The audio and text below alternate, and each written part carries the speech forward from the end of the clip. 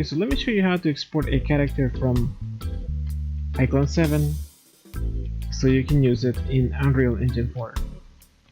And yeah, let's try this monkey here. Okay, let's go to edit motion layer, and we are going to set the monkey on a T-pose. Doesn't have to be perfect. Bring the arm back a little bit.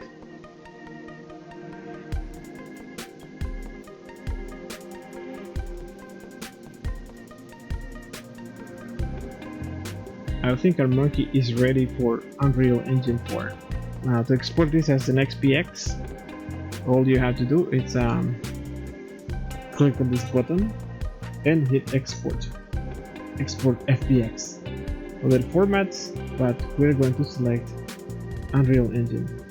I don't know if that does the T-pose automatically, but I just do it anyways, just in case. Okay, so let's we have no animations, so let's just export this, the monkey, and we're done. Wow. In the next video I'm going to show you how to import this into Unreal Engine 4.